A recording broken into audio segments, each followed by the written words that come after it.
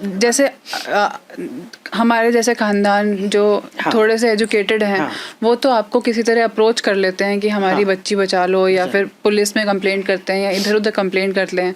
लेकिन जब भिखारियों के बच्चे या फिर वो वाले लोग के बच्चे कोई उठा के ले जाता है, वो आप तक कैसे अप्रोच करते हैं? वो आप तक नहीं पहुंच पाते होंगे। नहीं कर पाते, उनको हम ही अप्रोच करते हैं। मान लो जैसे वही बच्चे थे, 17 बच्चों की मैं बात कर रही हूँ, वो पहले तो नहीं आ पाए, उसके बाद उन्होंने खोजना शुरू किया होगा, किससे मदद मांगे, गए होंगे कहीं, पुलिस से डरते हैं ऐसे लोग, और तब किसी ने बताया। वो तो ये अच्छा है हमारा छोटा शहर है और किसी को पता है, उनके पास किसी भी लोग सोचते हैं मेरे पास हर मर्ज की दवा, किसी भी उसके लिए जाएंगे तो मैं मना नहीं करूँगी, चाहे घरेलू झगड़ा हो और किसी तरह का हो, प्रेमी का हो, तो वो बेचारे किसी तरह खोजते हुए इस तरह आ गए। पर मैं ये कोशिश जरूर करती हूँ कि जैसे मैं अपने वॉलंटियर, मेरे जो इंटर्न्स होते हैं, जितने मेरे स्लम्स एरिया, मैं हर दिन उनको, वो 3 महीने तो हमारे पास होते नहीं, 6 महीने तो हमारे पास होते ही होते हैं, जो मार्च से चलता है, और उन 6 महीने में उन बच्चों को पढ़ाने भेजती हूँ हर जगह, स्टेशन पे, बस अड्डे पे, और जितने स्लम्स एरिया, पढ़ाओ उनको। पढ़ाने का मतलब ये नहीं है कि आप उनको किताबी ज्ञान ही कराओ, उनको दुनियावी ज्ञान कराने के लिए। अच्छा। हाँ, कि बताओ कि क्या क्या बुरी चीजें हो सकती हैं। और मेरा शहर बहुत दानवीर है। हाँ, लोग ऐसा भी करते हैं कि मेरे बस की तो किताबें खरीदनी नहीं है, इतना मैं इन्वेस्ट नहीं कर सकती, तो किताबें मुझे स्पेसिमेन कॉपीज देते हैं लोग।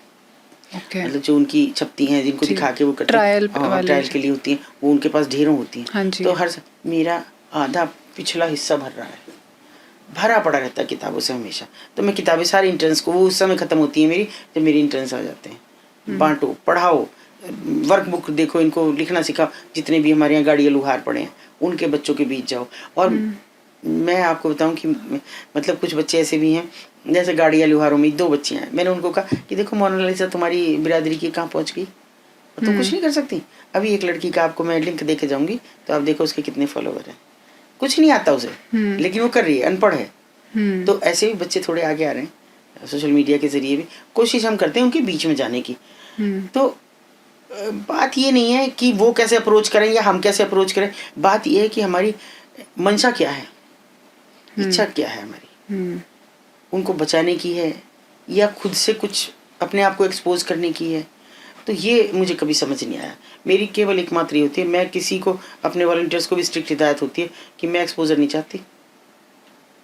ये नहीं मैं चाहती कि तुम इसलिए अखबारों के सामने मुंह दिखा दिखा के फोटो खिंचवाओ, ये बच्चा हमने बचा लिया। बच्चा का कहीं भी अगर तुमने एक्सपोजर किया, उसके बाद कर लो, तुम्हारी फोटो करो, कुछ भी करो, मुझे उससे फर्क नहीं पड़ता, तब तक नहीं। और भैया वैसे तो लोग करते हैं, समाज सेवी हैं, कि एक केला देंगे, 4 के हाथ लगे रहेंगे उसमें। ये अपने बस की नहीं है। और अभी इससे भी बुरा सच कैसे कैसे बदलाव आए कि मैं एनजीओ का अगर कड़वा सच बताऊं कि अभी अभी मेरे पास खुला है, आप इसके लिए भी थैंक्स है पॉडकास्टर को, सभी को। क्या है एनजीओ का खुला सच? किसी ने मुझे फोन किया, तो मैं पहले पूछती हूँ, भैया मुझे तुम कर रहे हो इंस्टा पे भी, मैं टेक्निकल नहीं हूँ, फोन कर रहे हो, बता दो क्या है। मैं नंबर दे देती हूँ, कोई मांगता तो दे देती हूँ, बताओ क्या है।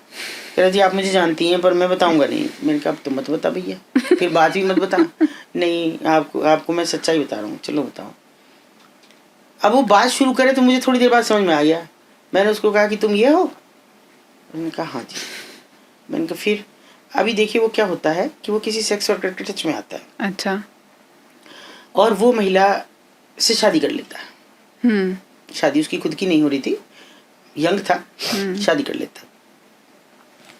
वो महिला रहती नहीं है, फिर भी उसने उसे एक मकान दिया, तुम अलग रहो। फिर वहाँ जाना नहीं छोड़ती है। और उसको जब 2 बच्चे हो गए, एक बेटी एक बेटा, बच्चों को दी बेस्ट शहर के स्कूल में, जिसमें मैं कभी कल्पना भी नहीं करती कि मैं पढ़ा सकूंगी, वहाँ पढ़ाया। वहाँ के बाद में दार्जिलिंग पढ़ाया बच्चों को। वो अच्छा खासा उस बहुत बड़ा फर्नीचर व्यवसायी था। सब उस औरत ने उसका बर्बाद कर दिया। सड़क पे आ गया राजू, 10,000 की नौकरी कर रहा है। Okay. और वो फिर भी वही है। अभी क्या होता है, मैंने कहा तो ये तो बात मुझे पता है कि तू बर्बाद हो गया। तू सड़कों पे गिरता फिरा, रोता फिरा लोगों के सामने, मुझे तो पता है, मुझसे कभी नहीं कहा तूने, तू मुझे दुश्मन समझ रहा है। बोला नहीं दीदी वो बात नहीं है, मैं शर्मिंदा था। अब बता रहा हूँ मैं सच क्या है। सच ये है कि वो जो आप उन्हें जानती हो, एक एनजीओ वाले का नाम लिया। हाँ जी।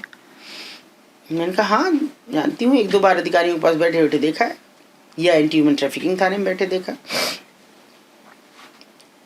उसने उससे शादी कर ली। ओके। देखिए होता ये है, जब कोई अधिकारी कहीं पोस्टेड है, 1-2 एनजीओ से दोस्ती हो गई। लोग दोस्ती करने के लिए एनजीओ बनाते हैं, मैंने तो ये देखा। हमारी तो हुई ना किसी से, पता ना भगवान, कोई ये भी ना पूछता मैं है कौन। तो वो दोस्ती हो गई, तो जैसे ही उन सज्जन की हमारे यहाँ ट्रांसफर हुआ तो उन्होंने कहा यार आओ हमारे यहाँ, बड़ा रेड लाइट एरिया, एक आध बार रेड वेड करो, तुम्हारा नाम हो जाएगा बढ़िया से। लेना देना नहीं रेड से, लेना देना नहीं इस सब विषय से। और आ गए वो कूद के। हाँ। और 3-4 उन्होंने रेड की, उसमें वो महिला भी जेल गई। अच्छा। उनका नाम हो गया, ये अजीब बड़ा बाहर से आ रही है एक संस्था ये कर रही है, उससे डर बैठ गया, एक दहशत बैठा दी कि भाई रोज रेड कर रहे हैं, तीसरे दिन हो रही है, और तुम ताले लगा दिए, बंद हो गए। अब उन सज्जन ने संपर्क करने शुरू किए,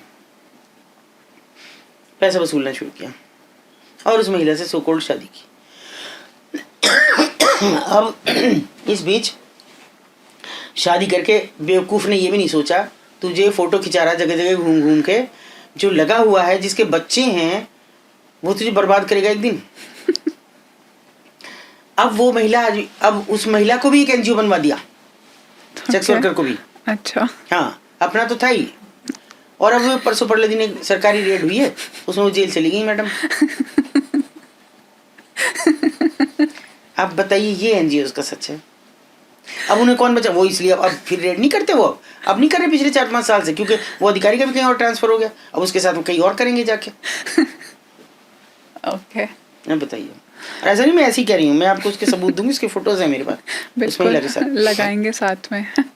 तो बताइए किसकी बात कर। और अभी तो वो ये कह रहा है कि, मैंने कहा आप क्यों कह रहा है मुझसे ये बातें, मैं इसलिए कह रहा हूँ कि मेरी बेटी बड़ी हो गई और अब मेरी बेटी को उसने हाई प्रोफाइल पेशे में लगा दिया, क्योंकि इतने अच्छे स्कूल में पढ़ी है कि वो इतनी बढ़िया अंग्रेजी बोलती है और अच्छे से पढ़ी, मुझे लगता है उसने शायद कुछ अच्छी खासी कुछ टेक्निकल भी किया, बीटेक भी कुछ कर लिया है, वो हाई प्रोफाइल कर